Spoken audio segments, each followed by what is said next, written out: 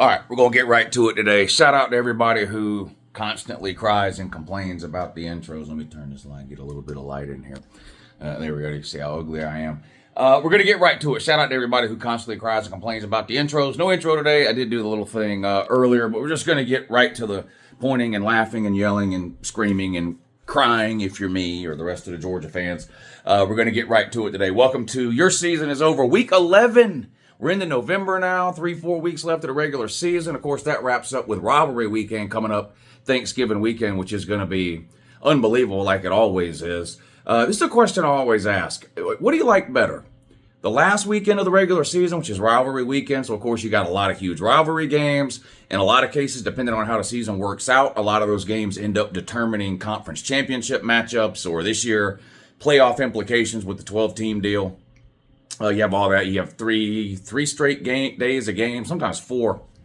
The Egg Bowl is not on Thursday anymore, I don't think. You used to have the Egg Bowl on Thursday, then games on Friday and Saturday.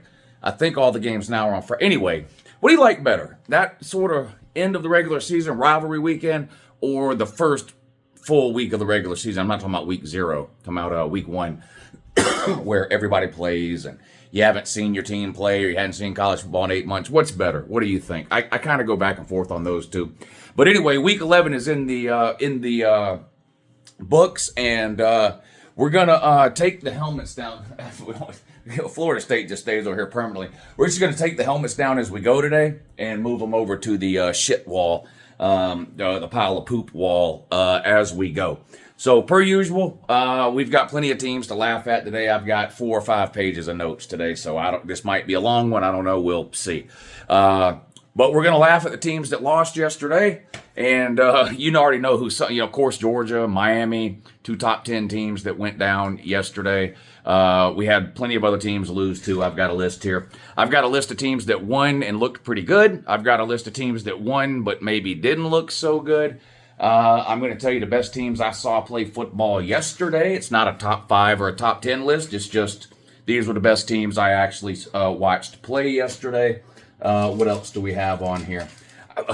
I spent about an hour and a half doing some work for you this morning so that you don't have to do it. I'll get to that in a second. Heisman list, the Juice Poot. I'll tell you what he's going to talk about tonight. An updated We're Back list.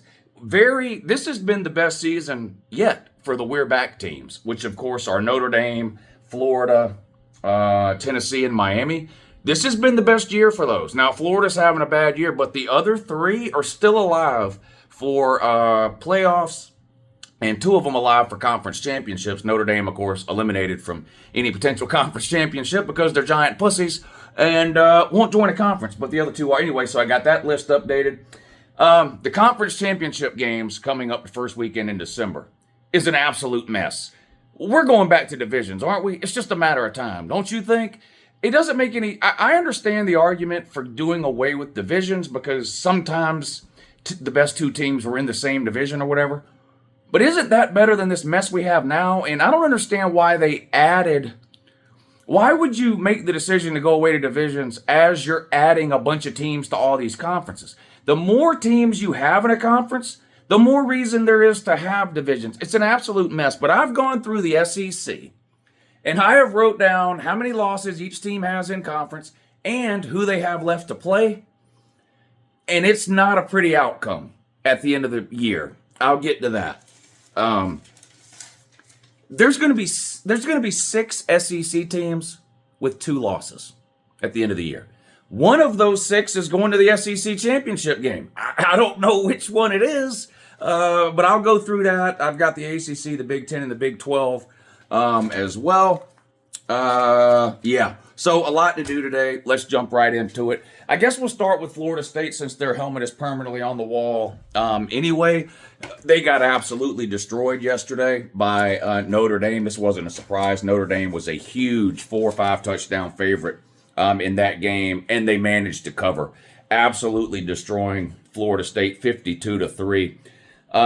Notre Dame's got Virginia, Army, and on the road at Southern Cal left on the schedule. There'll be favorites in all of those. Army is undefeated still, but does anybody really think Army's going to beat Notre Dame? I know it would be hilarious, but is anybody willing to put money on it? What about on the road at Southern Cal?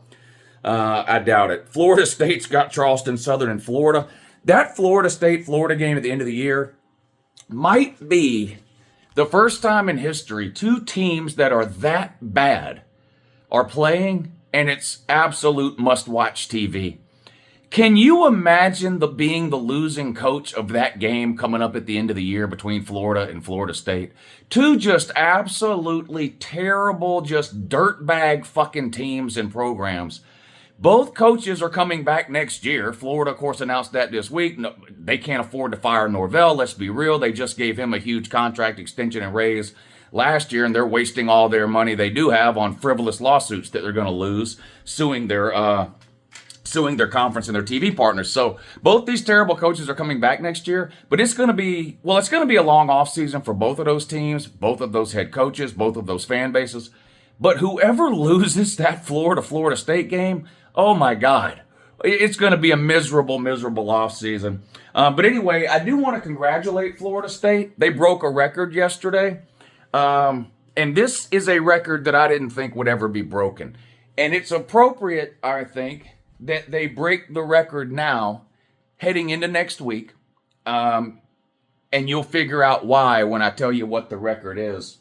But Florida State, with their loss yesterday, fell to, what are they, 1-9? Is that right? 1-9. 1-9. And they've been on this wall all 9 times. Florida State has managed to find themselves on the your season is over wall 9 times this year.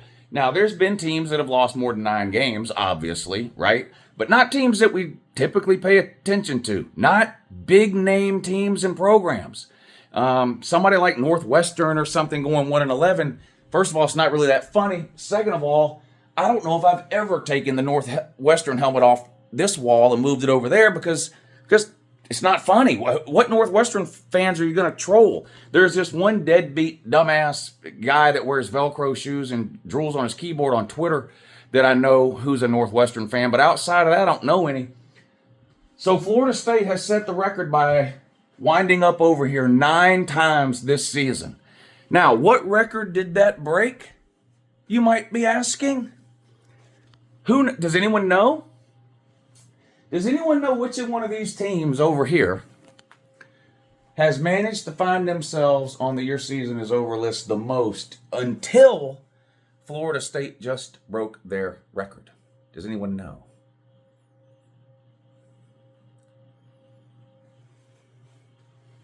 The Voltards. That's right.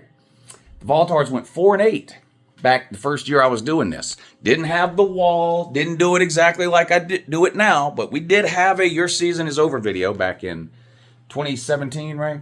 And Tennessee infamously even, went 0-8 in the SEC that year. And found themselves getting laughed at on 8 different Sundays during that season. Shout out to Florida State. You have broken the record. You're 1-9. You're an abject failure. We'll get to the helmet situation in a second. Tennessee, I don't turn the helmets over. I think, so if the Tennessee fan, why is the Tennessee helmet upside down? Tennessee fan told me to turn that over. But I think we got to fix it. Because it was something like they haven't scored a touchdown in the first quarter or some Tennessee fan told me a stat. And I was like, what? Is that real? Something about not scoring in the first quarter or the first half or something. But I think they did that yesterday. So probably have to fix that at the end. The other helmet, of course, that's been upside. There's a lot of things lining up for this Georgia-Tennessee game next week, isn't it? Florida State breaks Tennessee's Your Season is Over record 9 times, beating Tennessee's previous record of 8. The only 2 helmets on the entire wall that are upside down, Georgia, interceptions, it's staying upside down, spoiler alert, and Tennessee, and guess who plays next week? Georgia and Tennessee. Boy, Georgia looked absolutely terrible yesterday, didn't they? You want me to do the Georgia part now? Want me to do it now or make you wait? Georgia looked terrible yesterday. Absolutely horrendous. Probably the worst I've seen Georgia play, particularly on offense, since at least 2019 and maybe 2016. It was bad. Georgia's terrible. They're awful.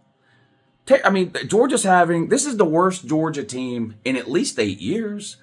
The 2019 team was better overall, I think, than this one. Offensively, the 2019 team wasn't great. had quarterback issues of its own with Fromm, not necessarily turnovers like this. But anyway, the point is, this is like the worst Georgia team in a long, long time. And this is the best Tennessee team in 25 years. Georgia just got absolutely destroyed yesterday against Ole Miss. Tennessee cruised to an easy victory over Mississippi State. And they play this week. I wonder how much Tennessee will be favored by. I wonder how much Tennessee will be favored by.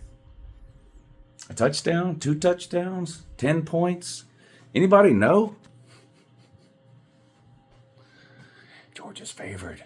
Georgia's favored like between 8 and 10 points right now, depending on where you look. The worst Georgia team in 8 or 9 years is favored over the best Tennessee team in 25 years. More on that game next week. All right, let's take the Georgia helmet down and laugh. Let's do it. Georgia got destroyed yesterday. All joking and trolling aside, this was an embarrassingly bad. Come on. I know what I'm doing sometimes. What in the world? You gotta know fucking... Need a graphing calculator to hang this thing up? Fuck it, let's just do that. God damn it. See how mad y'all make me? You know what the problem is? Doing it with these glasses on, and I can't see what the hell I'm doing. How's that? Is that good? Hello? Hello?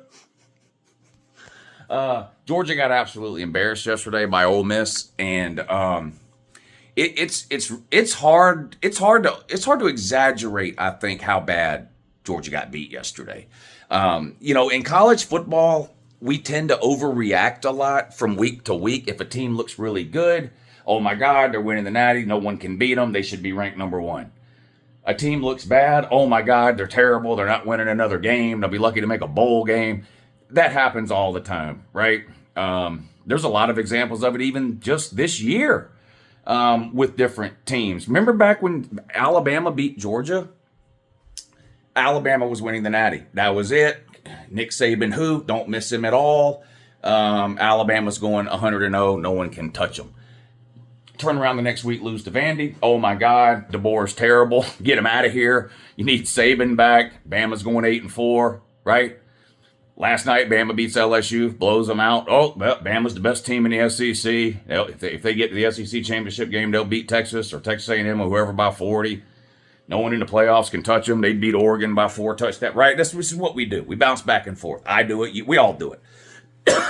That's not the case here with this Georgia game yesterday. It really was bad. Yeah, it really was that bad.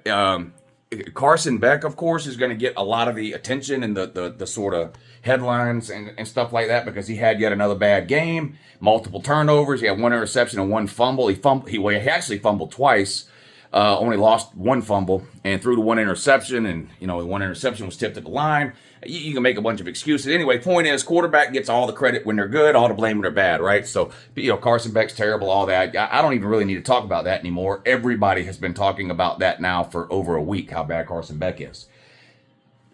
That was the worst I've seen Georgia's offensive line play in maybe 20 years yesterday. And again, all credit to Ole Miss. They are extremely talented. They did a great job this offseason going out and beefing up both lines of scrimmage, particularly that defensive front through the portal, right? And Lane Kiffin, on the field after the game when they interviewed him, he straight up said, we've been preparing for this game since the minute we lost to Georgia last year.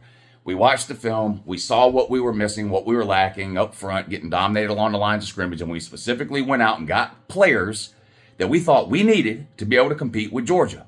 We have been practicing for Georgia, game planning for Georgia, and scheming for Georgia since the minute last season ended. That's what Lane Kiffin said, and I believe him, and it looked like it yesterday because Georgia got outplayed.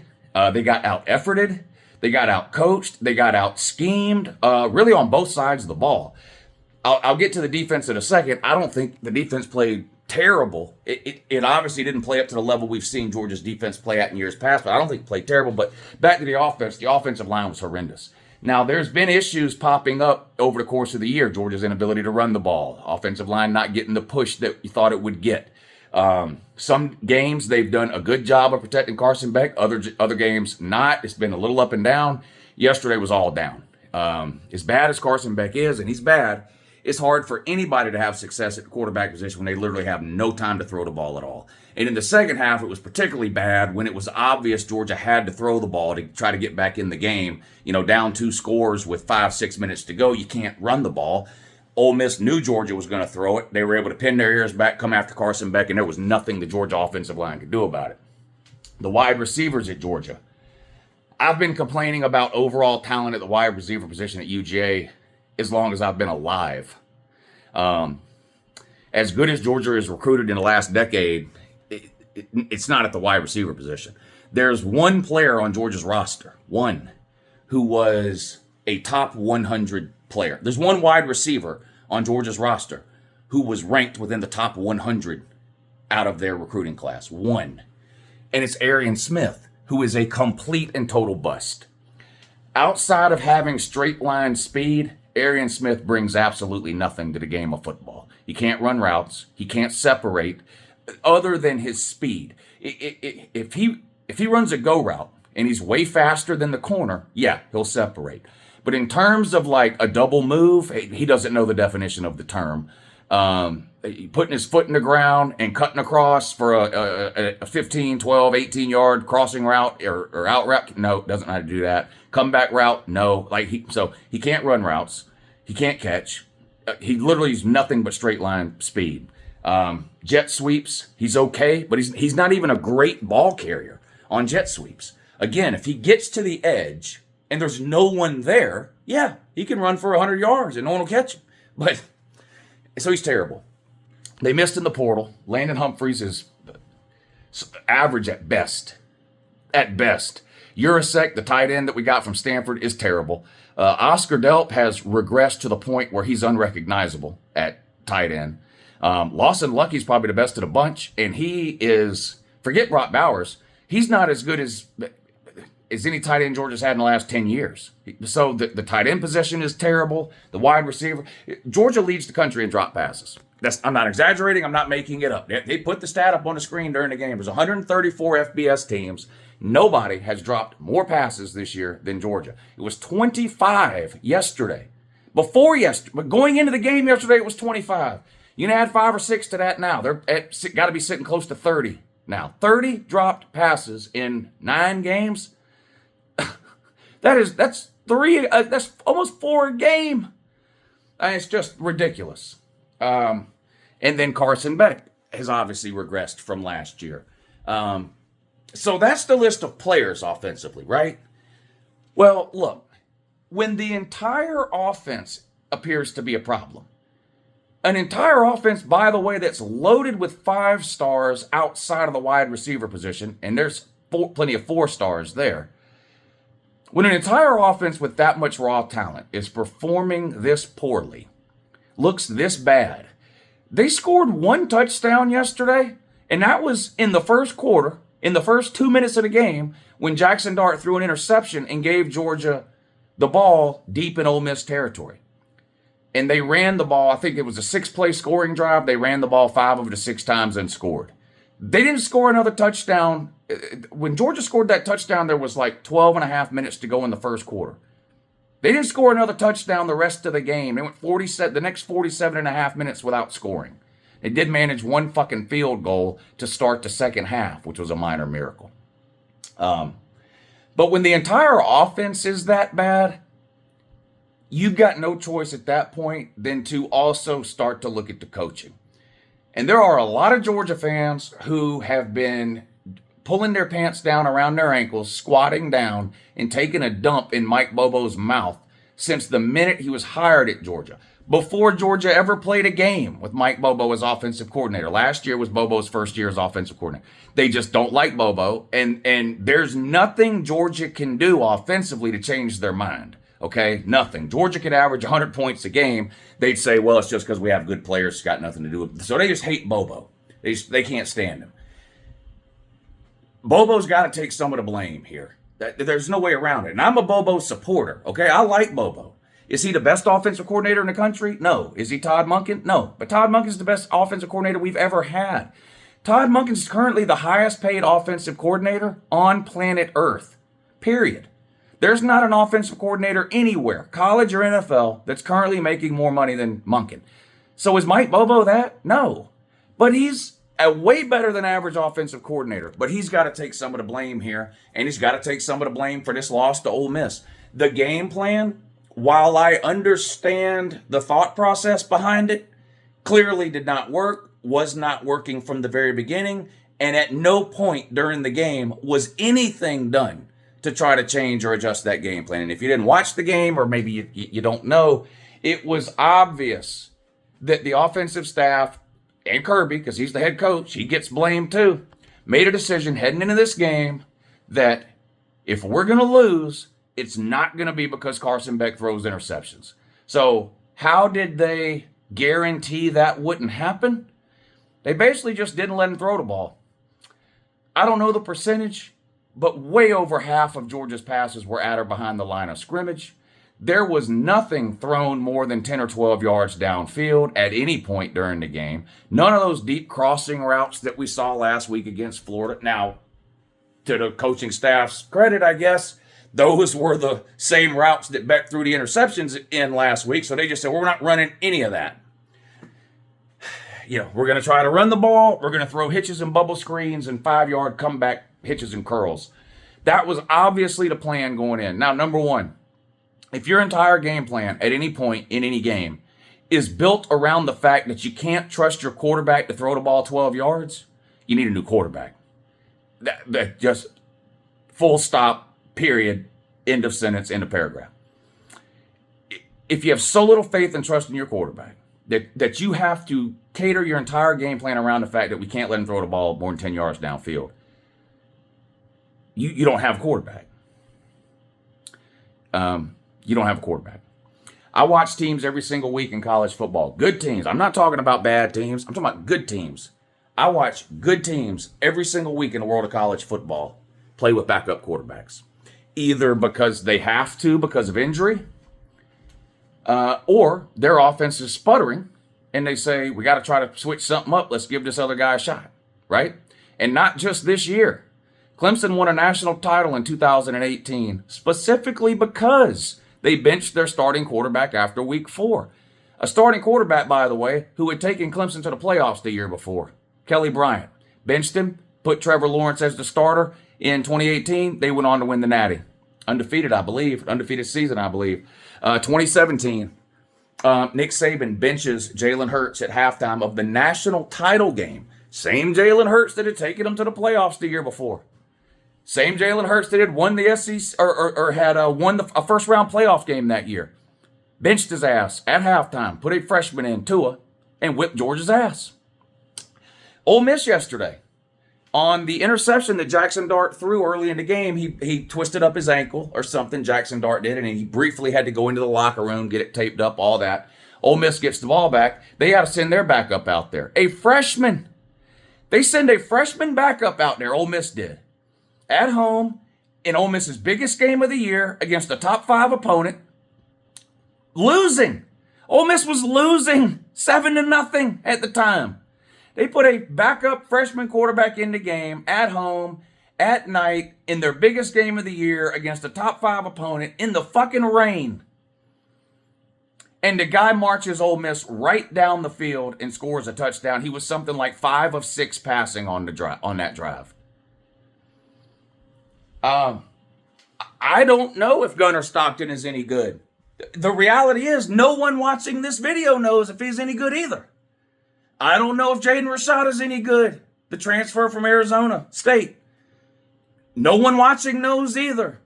Ryan Puglisi, true freshman, as far as I know, he's still hurt, so forget about him for a second. We don't know if they're any good. You know why? They don't ever get put in the game. Ever, under any circumstances. A running quarterback would not solve all of Georgia's rushing problems. A running quarterback wouldn't magically make the offensive line better. But a running quarterback does improve your running game from whatever starting point it's at. Take a look at Bama. Bama's got a great offensive line and 2 NFL running backs in Jam Miller and Justice Haynes. Okay? If they had a pocket passer, they would still be a good rushing team. Nowhere near as good as they are with Mildew. The guy had 200 yards rushing and 4 touchdowns yesterday. Now, again, Georgia doesn't have those running backs in that offensive line. They're a worse rushing team starting point. But a running quarterback wouldn't make them a worse running team. And that's what Gunnar Stockton is. That's what Rashada is. That's Puglisi is more of a runner than Beck. Now, again, I think he's still hurt. But anyway, the point is,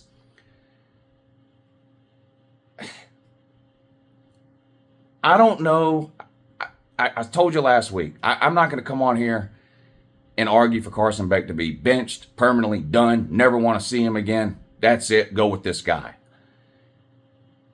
But if you've got a corner that is getting burned over and over and over and over in the same game, 2-3 games in a row, at some point you put another corner in.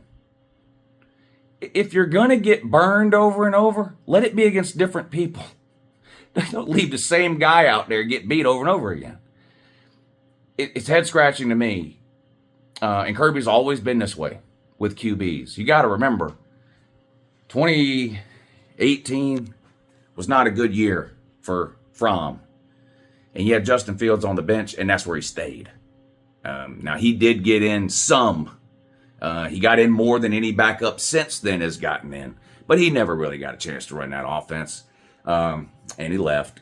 And that's water under the bridge. But, and again, putting Gunnar Stockton in the game yesterday would not have won the game for Georgia. That's not even there's nothing Georgia could have done yesterday to win that game. So maybe I should have said that in the beginning. I don't want what I just said to come across as, well, if Georgia would have done this or this, they could have won the game. They lost 28-10. 28-10. And even the score is misleading. It was really worse than that. It's not like Ole Miss had 4 scoring drives where they scored touchdowns and they won 28-10. Ole Miss had 2 touchdowns and 7 scoring drives. 7. They basically scored every time they got the ball. You had the 1 interception. They didn't, in the beginning, they didn't score on that drive, and I think they had a punt or 2 maybe. But they scored on 7 drives. Georgia scored on 2. One of which came after an Ole Miss turnover that gave Georgia the ball in plus territory. The second scoring drive came in the first drive of the second half. Georgia gets the kickoff. They go downfield, kick a field goal. That's it. That's it. This game could have been, if Ole Miss turns even 2 of those 5 field goals into touchdowns instead of field goals, instead of 28-10, this game could easily have been 42-10, 45-10, 48-10. Easily. This game was not close at all. At all. And I tried to warn people, by people I mean Georgia fans, I tried to warn Georgia fans who were giddy after the Alabama game because of what happened in the second half. The second half of the Georgia-Alabama game was a fucking fluke. I told you that at 10 o'clock Sunday morning the next day from a fucking hotel parking lot when I really was out of town for the hurricane that came through 5 or 6 weeks ago. I went out and I made a 20-minute video where I congratulated Bam, paced back and forth in the goddamn parking lot of the Comfort Inn or whatever the fuck I was staying at in Columbia.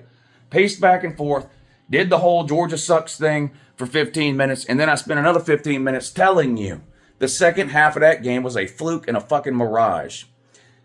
Kalen DeBoer in Alabama probably learned a valuable lesson in that game about taking your foot off the gas in the SEC against talented opponents or whatever. But the reality is, Bama was up 30-7 or whatever the fuck the score was at halftime.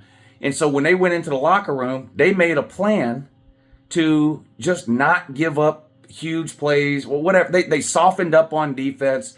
They were way less aggressive offensively in the second half than they were in the first half. And any team would do that. And as fans, we complain about this all the time. Now, usually it's at the end of the fourth quarter when your team is winning. And they go into like that shell defense and, the other team's offense just goes right down the field, 10, 15 yards at a time. And you're like, why are they letting them? This is so aggravating. Bama played the whole second half that way.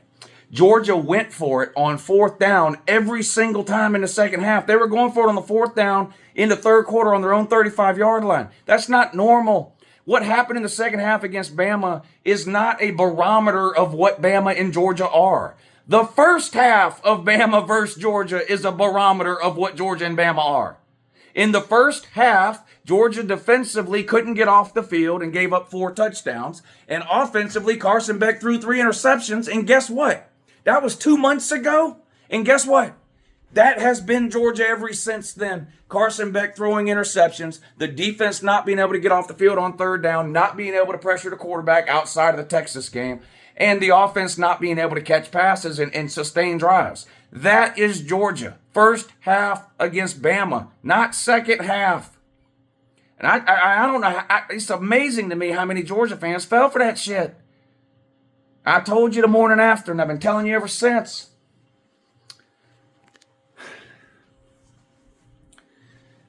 There is all that being said about how bad Georgia is. Have I talked enough about how bad Georgia is yet? See, y'all have to understand the amount of shit I take in the comments for doing something or not doing something, okay?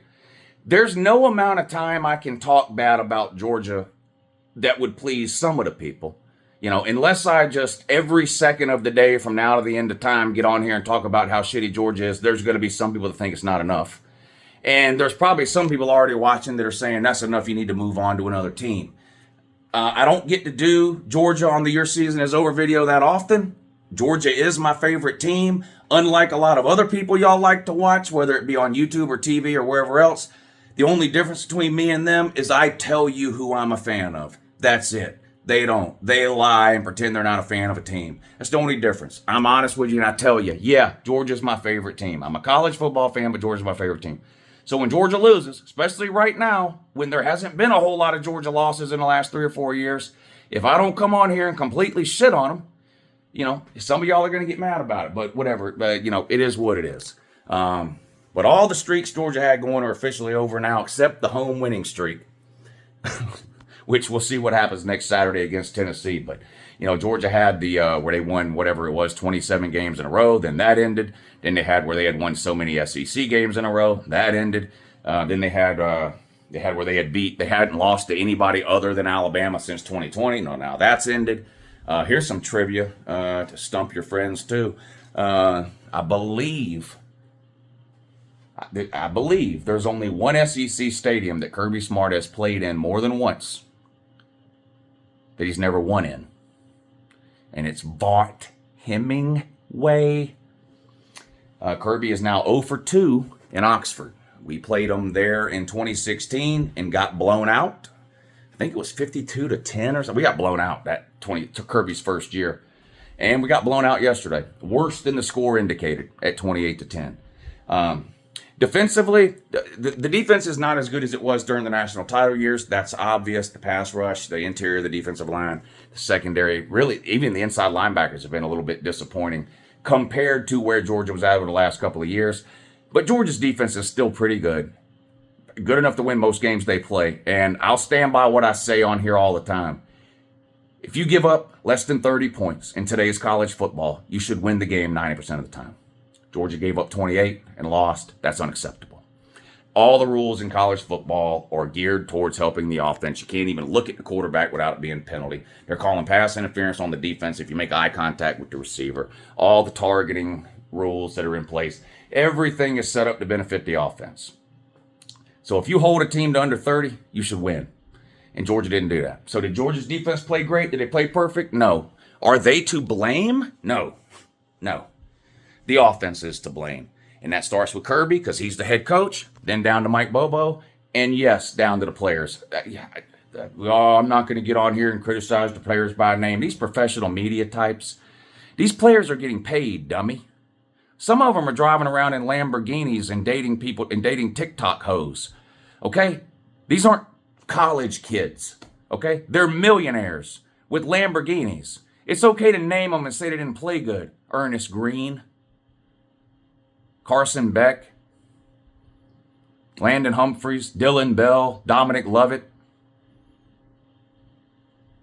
Xavier Truss, Tate Ratledge, Oscar Delp, Lawson Lucky, Urasek, Frazier, hold on to the fucking ball.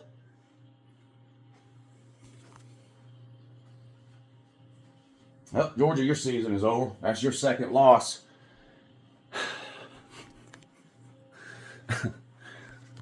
The SEC is an absolute mess, folks. I'm going to go over it at the end. Tennessee, Texas, and Texas A&M have one loss. Georgia, Bama, LSU, and Ole Miss, and Missouri all have 2 losses. It's going to be a fucking mess. I've got it all mapped out for you. Let's move on to the next one. Georgia sucks. Their season is over. Type it down below that. I didn't talk enough about it. You know who else season is over? Miami. What a garbage performance. When I say what I'm about to say, oh look, I got that one on quick that time. When I say what I'm about to say, it's going to sound like I'm trolling. I don't know what else to tell you other than I'm not trolling, okay? I truly believe this. There is no elite team or elite program or team or program that has any chance at all to win a national title who is sitting on a 2-game losing streak to Georgia Tech. So, if there were Miami fans out there, and I know that there were, that thought they were winning a national title, I'm here to tell you, you're not. Now, I've been telling you that for a month. You're 2016, 2017, 2018 Oklahoma. That's what you are. That's what you are. And they usually lost the game during the regular season, too. And they made the playoffs, and then they lost every single playoff game they ever played. Why? Well, because they had one of the best offenses in college football. They had a Heisman caliber QB, and he couldn't stop a nosebleed on defense. And this is awful familiar, isn't it, Miami man? Now, yesterday's game didn't go necessarily according to that script that we've seen from the Miami team this year over and over again, but it was similar, right? Losing in the first half, and then you're thinking, oh, well, here it comes. Miami will do the whole second half comeback thing. Not able to do it. Now, I guess to your credit, you didn't give up 100 points, which you normally do. Again, you gave up 28. But you lost to Georgia fucking Tech 28-23. And guess what? There's no serious football program in the country. There's no real contender. There's no relevant team currently sitting on a 2-game losing streak to Georgia Tech. There ain't one. Can you name one? Name any other team in the world of college football that has lost to Georgia Tech last year and this year that you think is really good and has a chance to win the Natty. There ain't one. There ain't one, bud. There ain't one, bud. And neither are you. Neither are you. 2-game losing streak to Georgia Tech. Cam Ward, 25 of 39. Not his best game. But 348 yards, 3 touchdowns, and no interceptions. I don't think he did anything to hurt his Heisman chances. We'll talk more about that when we get to that section of the video. Miami had 88 yards rushing. Are you soft? Are you soft, Miami? Probably not. Probably not soft. Giving up 88 yards. Only getting 88 yards rushing, not necessarily a sign of being soft. All right. Let's see. Held Georgia Tech to 99 passing yards. That's good. Uh-oh. You gave up 271 rushing yards? You're soft. Wow. Georgia Tech didn't even try to throw the ball. Haynes King was hobbled and could barely move and still ran it all over you, and there wasn't shit you could do about it. There wasn't nothing you could do about it. Hobbled Haynes King, ran all over you, wasn't nothing you could do. They only threw the ball for 99 yards. They threw for less than 100 yards. And again, it's not because you have some type of amazing pass defense. We all know that you don't. It's because they didn't even try. They just lined up and ran it down your throat. Nothing you could do but gargle on it. Something you're used to doing. Fans, too. Been gargling my balls for years. Nut nibbling, ball jiggling. They're back to talking about Ed Reed already. Damn. That was the only good thing about Miami being 8-0, 9-0, whatever they were. They had stopped talking. Isn't it funny how that works? See, we told you this, Miami fans. I used to tell Miami fans all the time. We all did. The only reason y'all run around talking about Ed Reed and the 30 for 30 that ESPN did and that you have 5 rings and all this shit is because you're not any good now. Like, that's why you do that. We used to laugh at you when you would do that. I haven't heard a Miami fan mention Ed Reed or 5 rings or 30 for 30 not one single time this season. Until yesterday. But they're back at it again now. As soon as you go on Twitter and laugh at Miami for losing Georgia Tech, the first reply you're going to get is going to be something about 5 rings or 30 for 30s or Ed Reed. Y'all are retarded.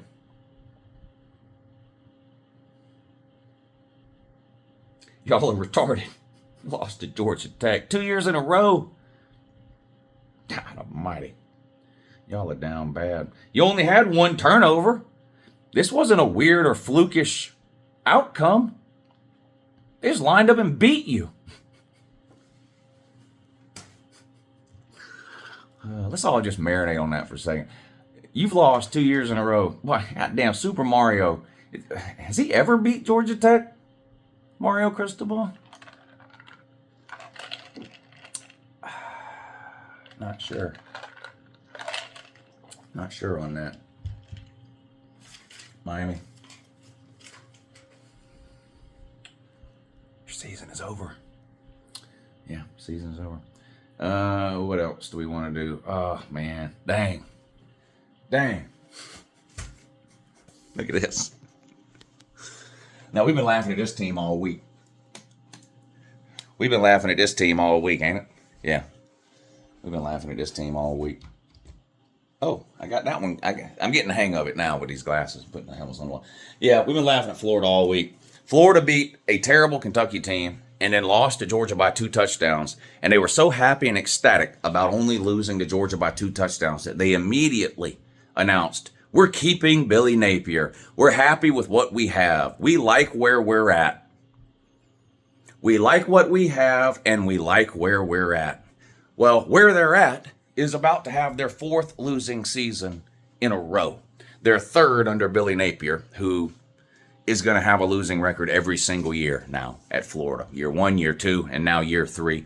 Dan Mullen had a losing record his last year there. So 4 straight losing seasons for Florida. This will be the 3rd straight for Napier. 49-17 to Texas. Just an absolute beatdown. Lagway didn't play.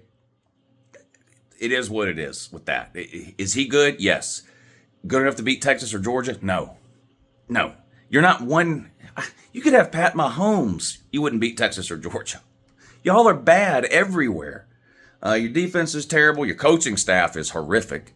So come on with that. Werner didn't play good again. I mean, you don't really want to laugh at this guy. I mean, he's their 3rd string quarterback, technically, even though he's their starter now. 12 of 25, no touchdowns, 2 interceptions. Florida did run the ball for 197 yards, but again, they have a quarterback who they know can't throw it. They only attempted 25 passes. They did run for 197, though. Texas improves to 8-1. They play at Arkansas, home against Kentucky, and then the big one on the road at Texas A&M. Again, a lot more on that and how the SEC shakes out here towards the end of the video. But Florida got absolutely embarrassed.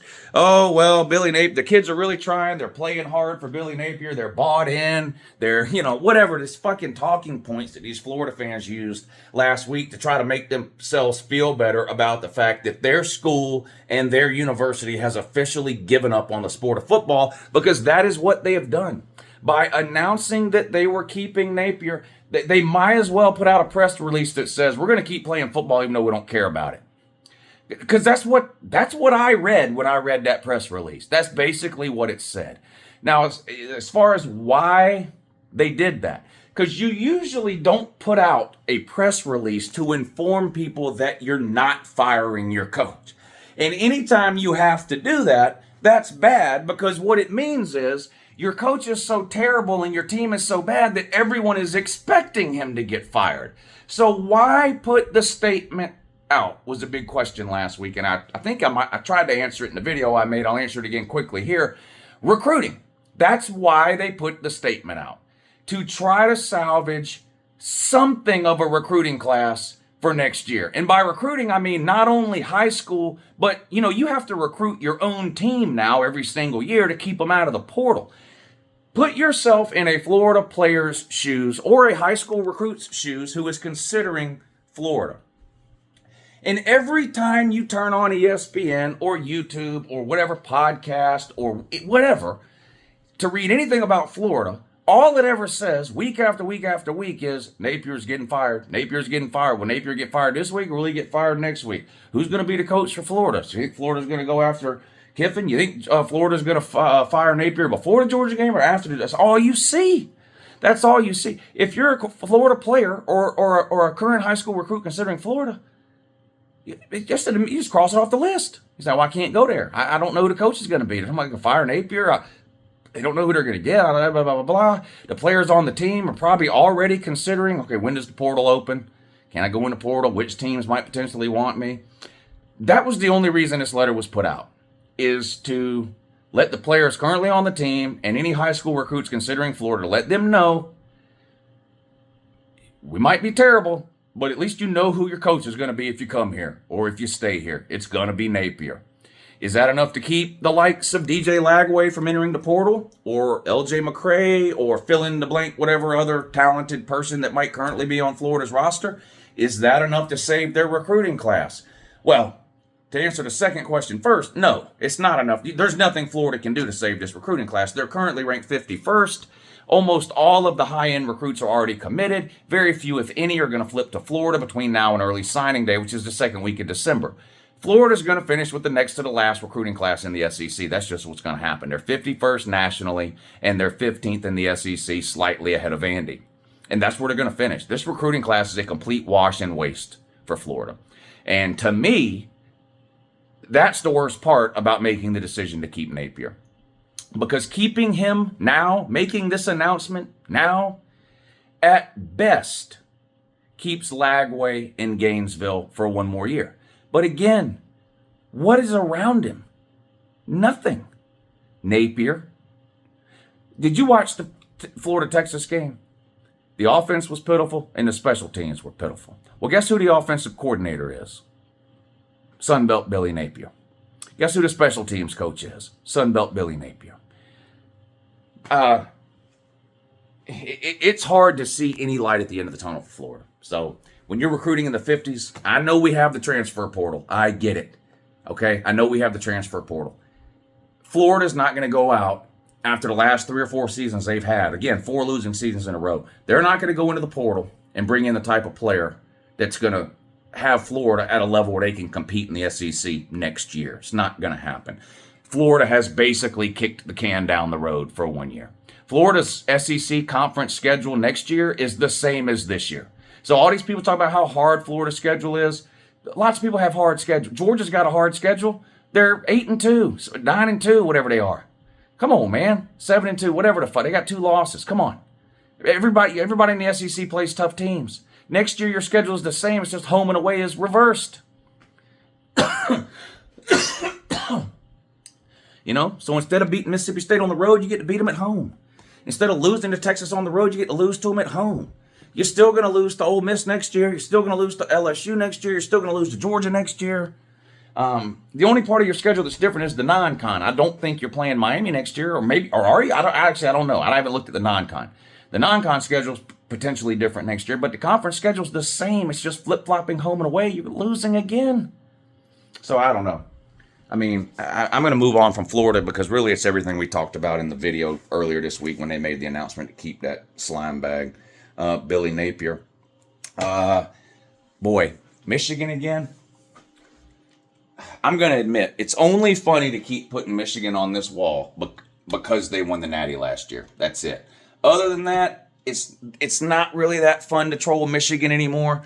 They're obviously terrible. Let's be real. With the your season is over thing, the funnest part about this is when teams like Georgia and Miami lose, right? The losses you don't expect.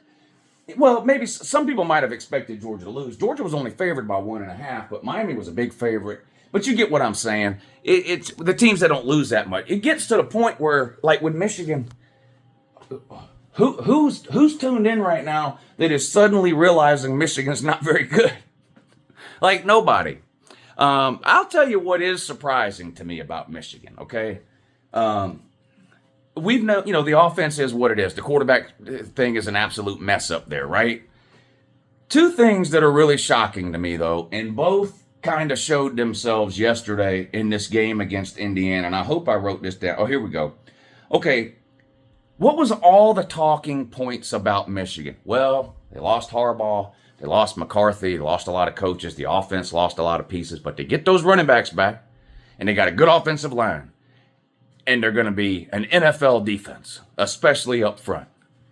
Okay, well, again, this kind of encapsulates the whole season as a whole for Michigan, but listen to this stat line yesterday against Indiana.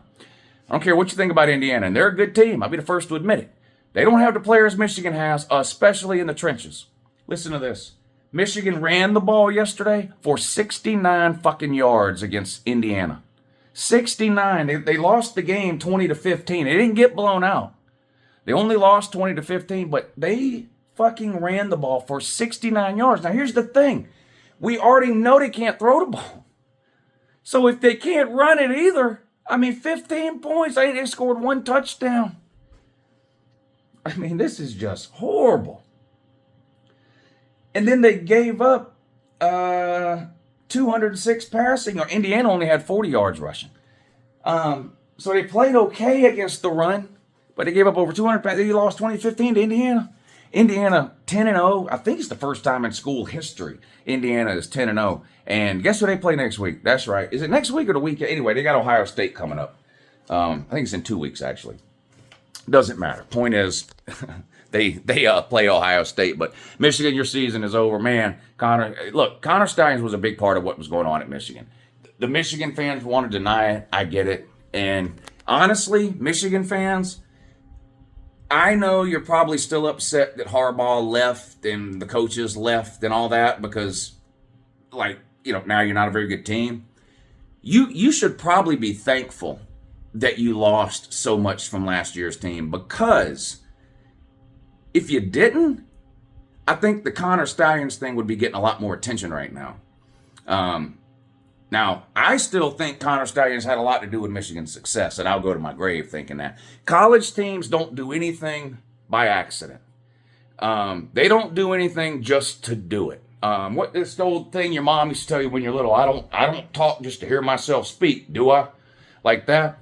That these college football programs, every second of every day is mapped out and detailed. Okay? They don't do anything that they don't perceive as a benefit. Nothing. They would not have put the time, effort, energy, and resources into that advanced scouting scheme with Connor Stallions if they didn't think they were gaining an advantage from it. Period. And it's obvious to me that they miss not knowing what the other team is doing because they can't win a game. They're 5-5 now, Michigan. Horrific. Did it Florida State already? Oh, boy. This made the Georgia game look close, didn't it? Boy, the corn dogs got ran out of the building. We'll laugh about LSU in a second, but I got something I want to say about Alabama. Alabama, to me, is a perfect example of the recruiting. Y'all know how big I am on recruiting. Now, I don't follow the ins and outs of recruiting because it drives me up the wall with the decommit and recommit and uncommit and commit and recommit and decommit, and I'm committed but I'm visiting this school, whatever. But y'all know how I feel that talent is 75% of what happens in college football. And Alabama I don't think there's a better example of this than Alabama. It doesn't matter on any given day during the season how bad Alabama looks, what they did to LSU yesterday, and what they did to Georgia in the first half is always a possibility with a team like Alabama because of the talent they have. Now, let's take the reverse of that. Okay?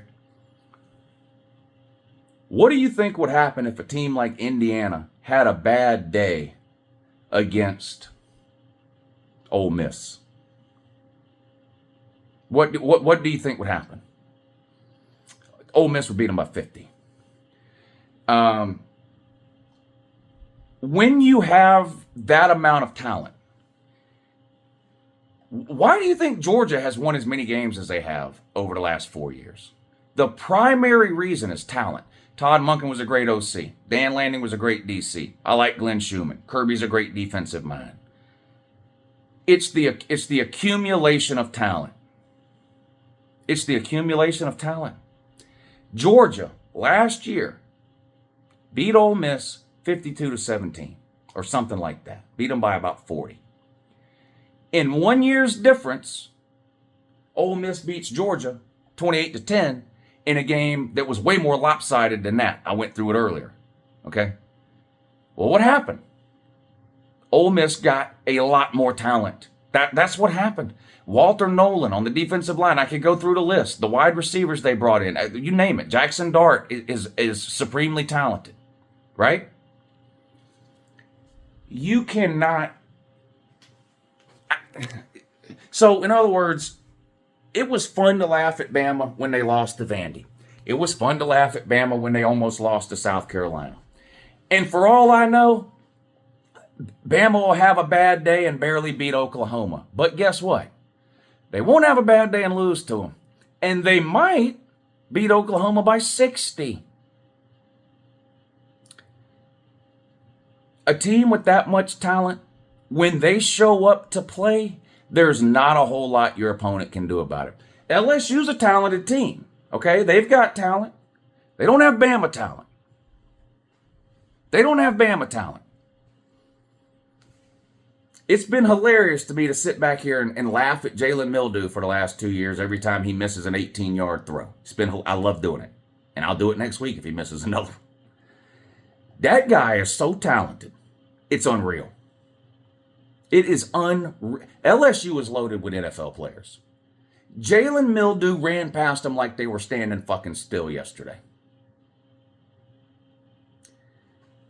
So, y'all can talk about Oregon. Y'all can talk about Ohio State. Whoever from the Big 12. You talk about Georgia, Ole Miss. I know Tennessee beat Bama. I know that.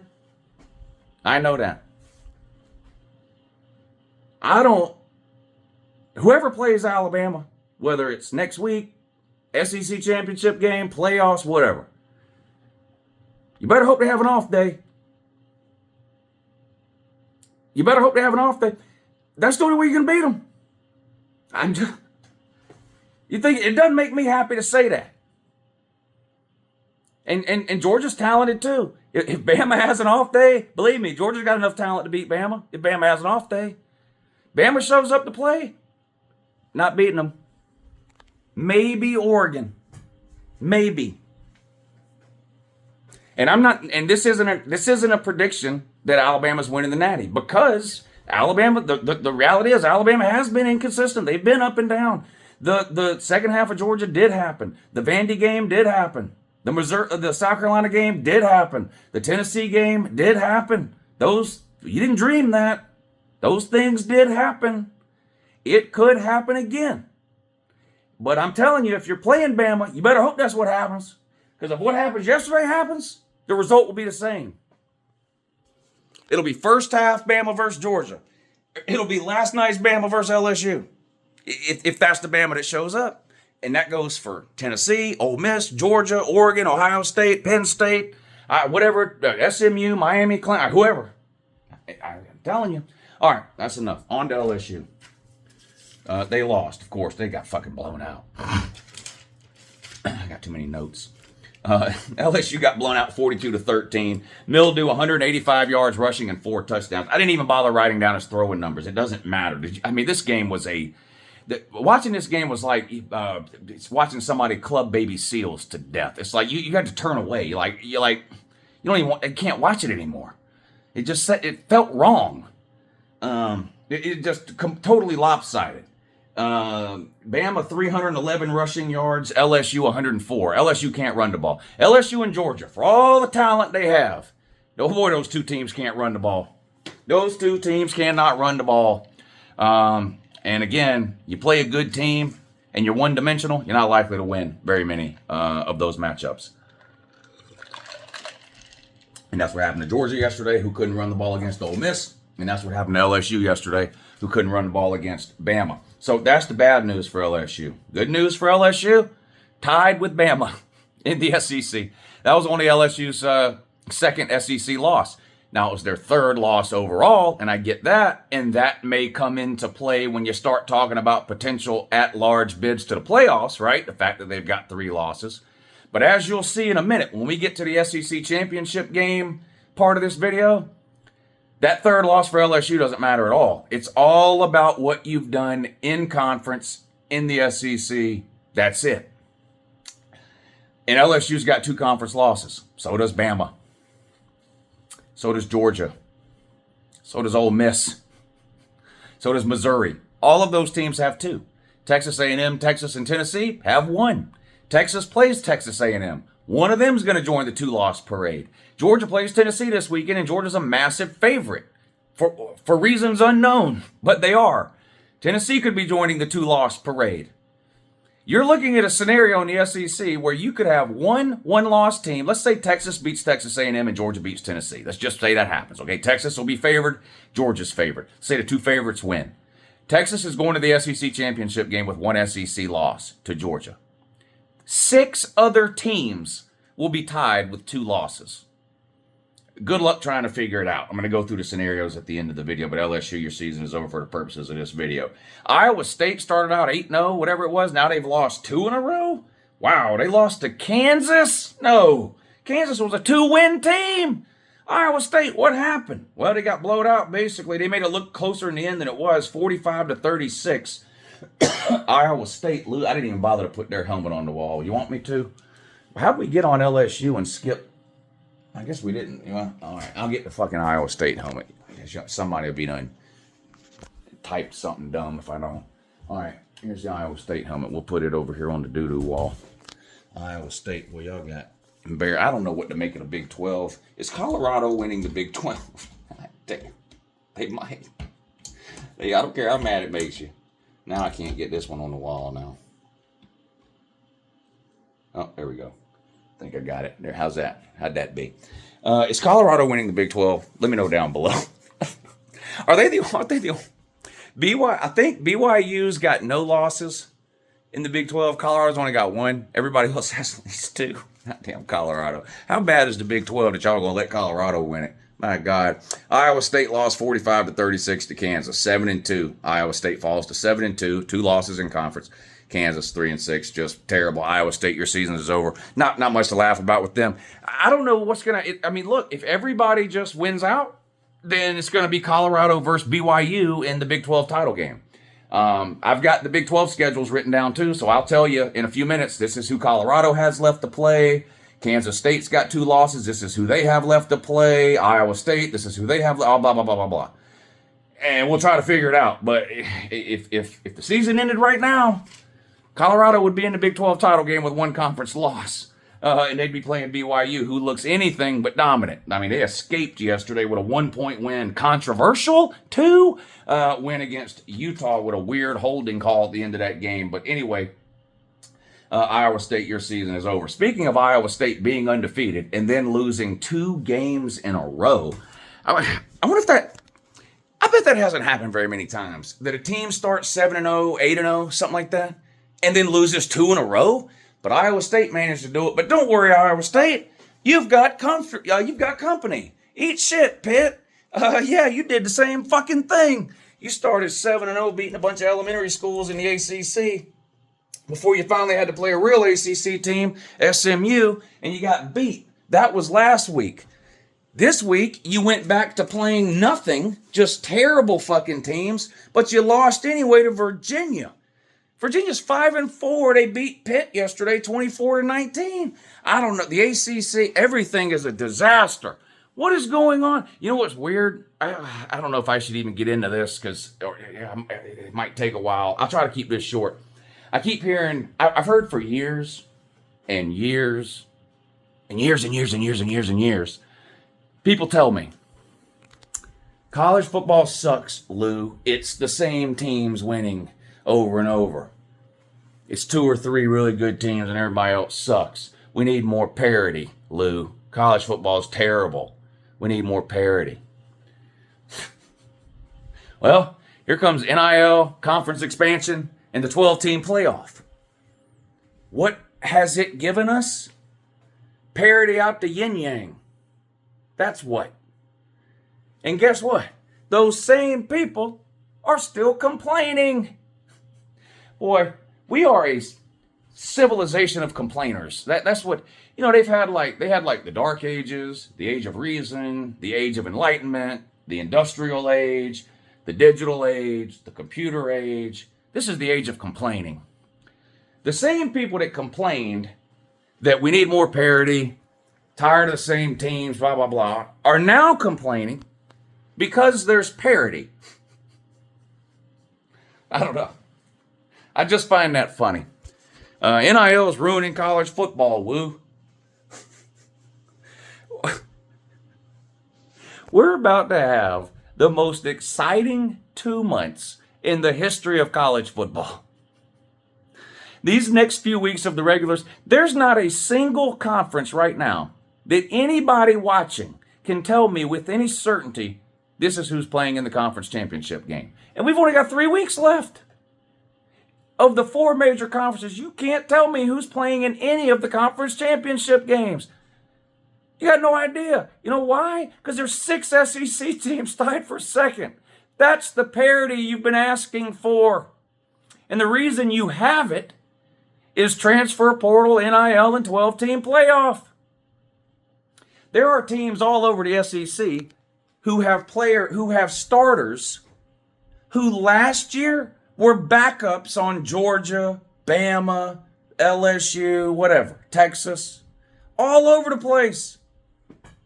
Tennessee's got a starting, Kentucky's got a starting inside linebacker and a starting quarterback who were on UJ's second string last year. Now they're starting in the SEC. That's what's creating this parity that you claimed you wanted. We're about to have the most exciting 6 weeks in the history of college football as we wind down the regular season, start the 12-team playoff, which, need I remind you, home playoff games. How can you not be excited about that? I don't understand. I don't get it. Obviously, since Georgia's my favorite team, I want them to make the playoffs.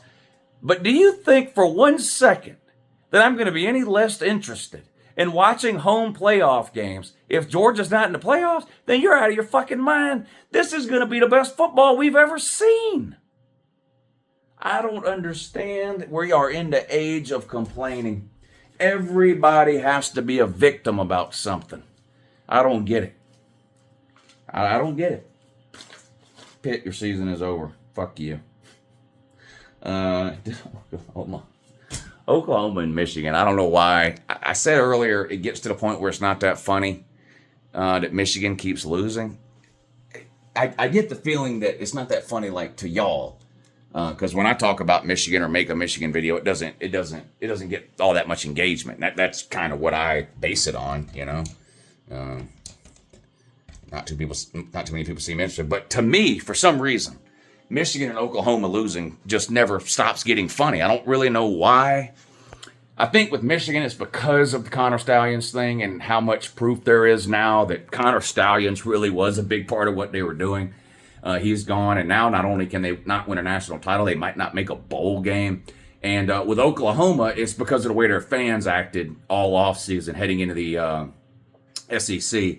In my comment section, when need I remind you, I picked Oklahoma to go 7-5, which I thought was pretty fair. No, there's no way they're winning less than 10. They'll be in the SEC championship game. They're a lock for the 12-team playoff, blah, blah, blah, but they can't get a first down, man. Y'all, I'm serious. Florida State and Oklahoma fans, as far as my comment section goes, are the two dumbest fan bases as far as what they said was going to happen in the offseason versus what we all saw. I always talk about the tidal wave of reality that hits once we actually start playing games every September. No one's been hit harder than the Oklahoma fan and the Florida State fan. They're drowned. It's not washed away their house, the whole deal. They just got to start over. But Oklahoma lost again to Missouri, to a not very good Missouri team. Credit to Missouri, though. They, sitting on 2 losses, it was a must-win game. Now, I don't think Missouri's a very good team. I don't think they're great at all. And for the record, I don't think Missouri's finishing with 2 losses. I think they're going to lose another game. And again, I'm going to go over that in a minute. But right now, they've got 2 SEC losses. They're tied with Bama and Georgia and Ole Miss and all the other teams I went through and named. They beat Oklahoma yesterday, 30-23. Oklahoma's 5-5. Did I say Michigan was 5-5? I might have been wrong on that. What is Michigan? Because it was Oklahoma that's 5-5. Who beat Michigan? Indiana. Yeah, they're both 5-5. So, is either one of them going to win another game to get bowl eligible? Michigan or Oklahoma? Don't know. Don't care. Oklahoma's season is over. Still no quarterback. Quarterback hokey pokey. No offense at all. The defense ain't that great either. Brent Venables is in over his head. The fans are retarded. They've got a little house on the prairie fucking covered wagon deal with wooden wheels that gets tipped over half the fight. They're just bad. They're just bad. Big game for Missouri, too, because of the whole Big 8, Big 12. I don't know how much of a... Here, look, and feel free to tell me if I'm wrong. Here's how I view the Oklahoma versus Missouri deal, okay? I think to Oklahoma fans, the Missouri game is just another game. I'm not even talking about this year's game. I mean in general, because they were in the same conference a lot for a lot of years. I get the feeling that Oklahoma fans look at the Missouri game as just another game, and the Missouri fans look at the Oklahoma game as the game or one of the, a rival. I don't know. Maybe I'm wrong on that. That's the impression I get, that Missouri fans put a lot of stock into the Oklahoma game, and Oklahoma fans go, it's just Missouri. And I don't know, again, maybe I'm wrong. That's the feeling I get. But anyway, to the Oklahoma fans, you lost to, it's just Missouri. Yeah, they beat you. They beat you. Probably because of that SEC patch they have on their helmet, isn't it? Yeah, probably. All right, there you go. So that's the year season is over, Wall. Here's some teams that won yesterday and I thought looked pretty good. Oregon, again, this should not be a surprise. Oregon is the best consistently good team in the country. I don't know that they could line up and beat anybody. And, of course, I don't think anybody, including Oregon, is far and away the best team this year. So I'm not saying that to say that I think Oregon would beat anybody they played no matter what. But, I mean... we love to nitpick at really good teams, right? Especially really good teams that don't lose a lot. If they win a game where we don't think they won it by enough, which is dumb, but that's what we do. Outside of those first 2 games of the season that Oregon played against Idaho or South Dakota or whoever the fuck it was in Boise State I think it was Idaho and Boise. Anyway, outside of those 2 games, they've looked great every week in, week out. Even in the Ohio State game, did they play perfect against Ohio State? No, but Ohio State, this is just then. Ohio State's pretty good. But they beat Ohio State, and they've blown out everybody else they played. Almost every other team, even the good ones, right? Think about whoever. Who do you want to talk? Bama. We talked about them already. Inconsistent, up and down, lose to Vandy, but blow out LSU and Georgia. Miami, right? Undefeated, but give up a ton of points. Defense not very good, and they get caught by Georgia Tech. Texas looks unbeatable first 4 or 5 weeks of the season. Plays Georgia, gets blown out. Weird. And come back now, blow Florida out. Back to looking good again. Up and down. Who else? Ole Miss. Ole Miss lost to LSU. How? How? And Kentucky lost to Kentucky. How? Where's Oregon's Kentucky loss? I know they don't play Kentucky. I mean, that'd be like Oregon losing to Michigan the other day when they played them a couple of weeks ago, whatever. They don't do that. They blow them out. So you get what I'm saying. Oregon looked good. Ohio State, 45-0 over Purdue. Yeah, Purdue's terrible. 1-win team. But guess what? That's what you're supposed to do. When you play them, supposed to beat them 45-0. That's what he did. A week after the Penn State game. So you had a big emotional game on the road. Come back home, blow out of nobody. That's good. Texas over Florida, talked about that. Ole Miss over Georgia. Ole Miss, that's a good win. Where would you rank that win, Ole Miss fans?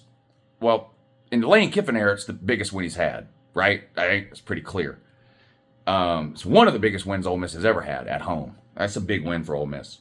So that's on the good win list. Georgia Tech, good win over a top 5, top 10 Miami team.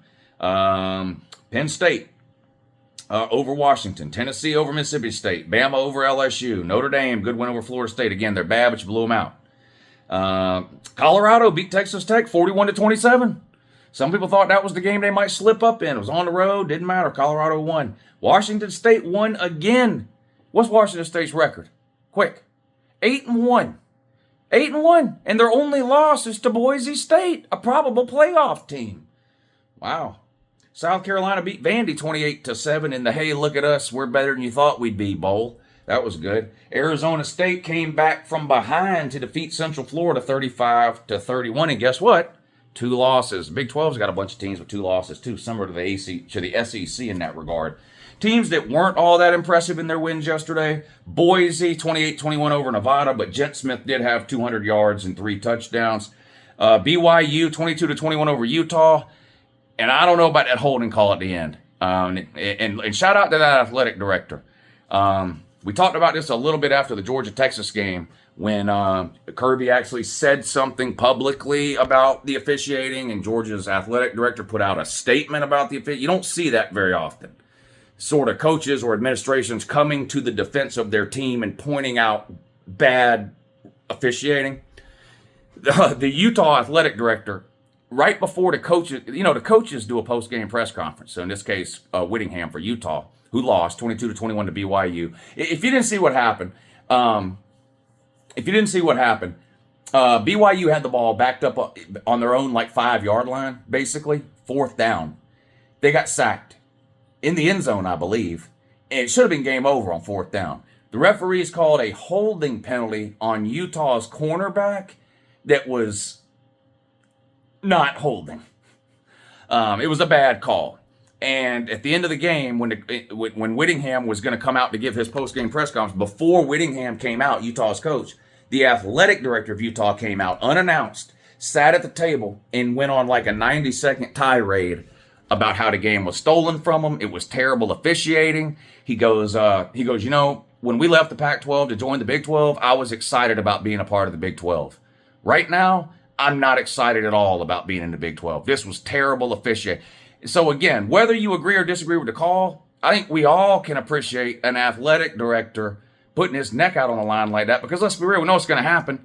Nothing except him getting a huge fine. But as far as the referees getting reprimanded or anything, no, we all know none of that's happening. So, and the athletic director knew that too. But it just feels good when somebody of authority like that goes out and it almost feels like he's talking for the fans when they do something like that, right? Kirby after the Texas game, the UJ athletic director when he puts the statement out, the Utah athletic director last night, right? A lot of times at fans, we're loud, but no one hears what the fuck we say, right? We don't get meetings with the conference commissioner. Yeah, as much as it would be hilarious, Greg Sankey ain't sitting around watching Uncle Lou videos. Now he should be, but he's not. So when you see something like that happen, I like that. I can appreciate that. It makes it feel like you're giving a voice to the fans, because the fans felt that, and so for him to come out and say it publicly, I like that. Again, whether you agree or disagree with the call, notwithstanding, I think we all would like our head coaches and athletic directors to maybe be a little bit more vocal in those situations. But so BYU won but didn't look good. Indiana 20-15 over Michigan compared to what they've been doing. Now here's the thing. I get it. You're Indiana and you beat Michigan. That should be a great win just because you're Indiana and they're Michigan. You're beyond those expectations at this point. You're a legitimately good team. You're in the top 10, top 5 in some rankings. You've been blowing everybody out. Michigan's terrible. You are now looked at and held to that same standard, okay? And just like when Georgia goes on the road and only beats Kentucky by 1, or Alabama only beats South Carolina by 4, or whatever it was, right? And people say, oh, I can't believe that. Well, I can't believe you only beat Michigan by 5, dummy. But shout out to Indiana, still undefeated. All right. This is way too long, 1 hour and 20. How you doing? Keep it moving. Move this thing along here. Best teams I saw play yesterday. Again, this is not a top 5 list. I think these are the best top 5 teams in the country. Here's just, I watch a lot of football every day, 12, 15 games a day. These are the best teams I saw play yesterday. It looked really good yesterday. Bama, Ole Miss, Oregon, Ohio State, Texas, Notre Dame. I thought all of them looked really, really good yesterday. Heisman list hadn't changed. Kinda. I've got the same 4 names on my Heisman finalist list. Again, this is in no particular order. This is who I think the Heisman finalists should be that get invited to New York. Cameron Ward, Dylan Gabriel, Travis Hunter, and Albertius Gentsmith, running back Boise State. Sometimes they invite 5.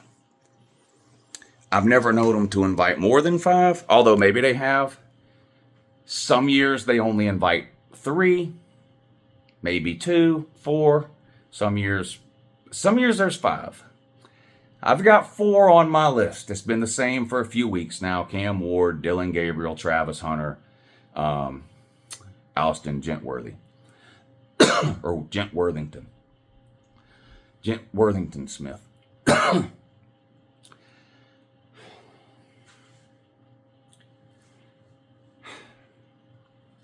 If you're going to make me put a 5th name on the Heisman finalist, invite these people to New York City for the trophy presentation list. The 5th person would be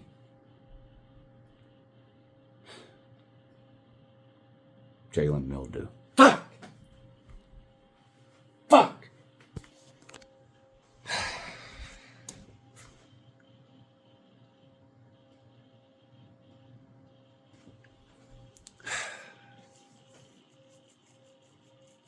That might make me more down bad than Georgia losing to Ole Miss. Juice Poot. Hey, Juice Poot gets to talk about Georgia today. Georgia's still alive. Did you know that? Georgia's got 2 of the best wins in college football. Blowout win against Clemson. Blowout win against Texas. That's 2 wins against 2 blowout wins against top 15 teams. And yeah, they got 2 losses, but have you seen Georgia's road schedule? Oh my God, unbelievable. Neutral site versus Clemson. On the road at Bama. On the road at Texas. On the road at Ole Miss. And to top it off, a home game against a top 5, top 10 Tennessee game in the last 2 or 3 weeks of the season. Georgia's schedule is brutal. They've only got 2 losses. Of course they'll get in at 10-2. Everything Georgia wants to do is still in front of it. That's what Juice Poot will say. However, I will say this.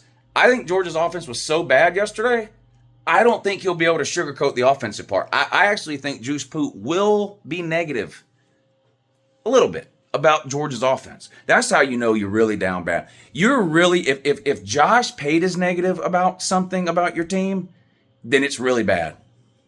And Georgia's offense right now is so bad that Josh Pate might actually have to admit that Georgia's offense is really bad. But I still think he'll try to hype the Georgia fans up because that's what he does. And, of course, Miami. Hey, listen, Miami. You're in the ACC. You still control your own destiny. Mostly. A tough loss. Georgia Tech, they were motivated. They were at home. You know, Brent Key's got Georgia Tech headed in the right direction.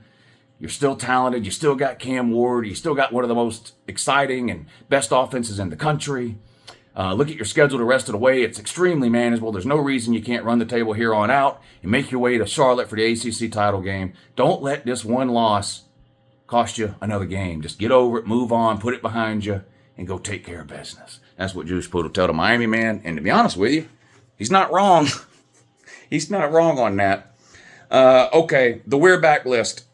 I don't know what to do here. First of all, you know what the We're Back list is. There's 4 teams on it, okay? The We're Back list is a list of teams who haven't won anything in at least 10 years. By anything, I mean no conference championship and no playoff games. They haven't won a playoff game. They haven't won a conference championship in at least 10 years. The 4 teams on the list, in no particular order, are what? Notre Dame, Florida, Tennessee, and Miami, okay? And we rank them every week based on how likely they are to get off the list. So number 1 on the list is the team that's closest to actually getting off. I think everybody gets it. Florida's 4. They're not getting off the list, right? They can't win the SEC this year. They can't win a playoff game this year.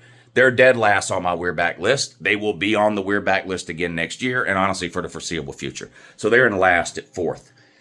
3, 2, 1, they're all tied. I'm having a hard time separating right now Notre Dame, Tennessee, and Miami. Not in terms of who the better team is. Remember, that doesn't necessarily have anything to do with it. This is about which of those 3 teams is most likely to get off the list.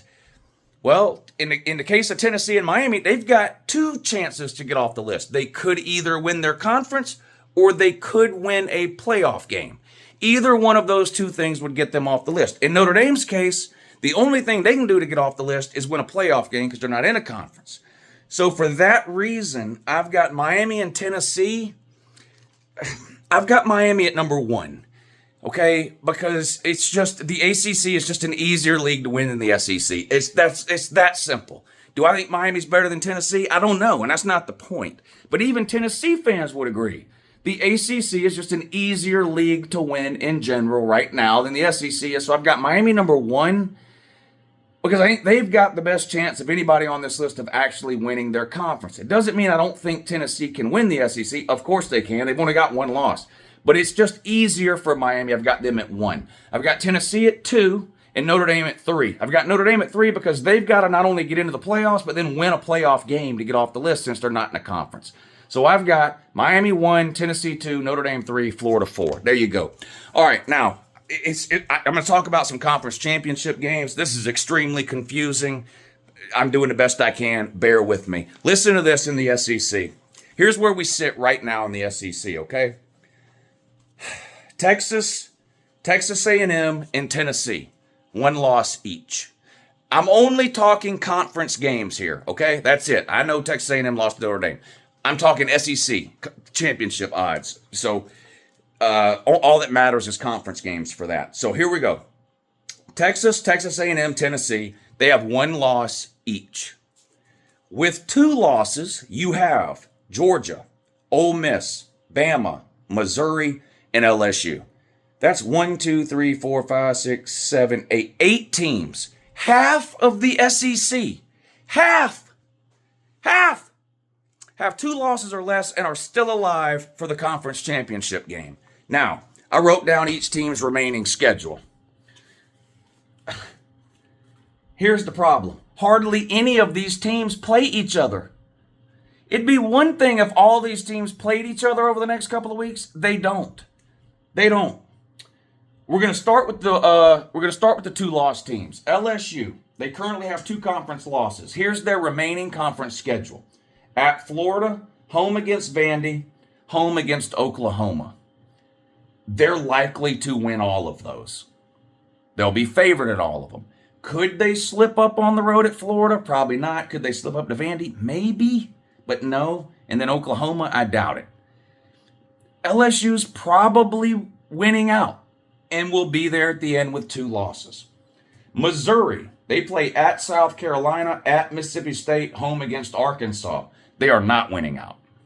I think they will lose. So for the purposes of this exercise, I'm crossing Missouri off the list because I feel like they're losing at least one of those 3 games at South Carolina, at Mississippi State, home against Arkansas. So that'll have them at least 3 losses. So they're out.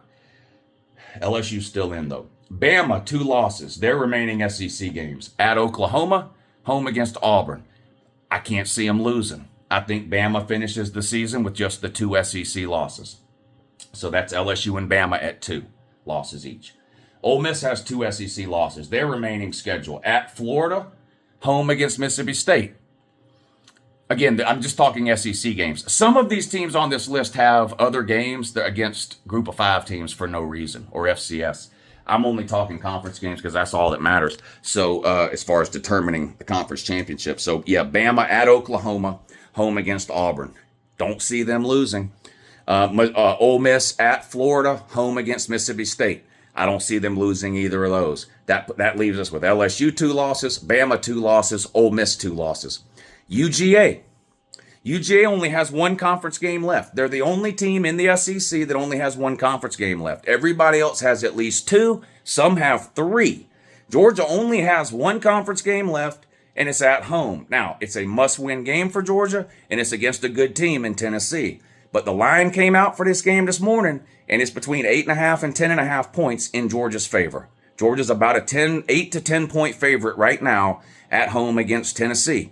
Nico didn't play the second half. Upper abdominal injury.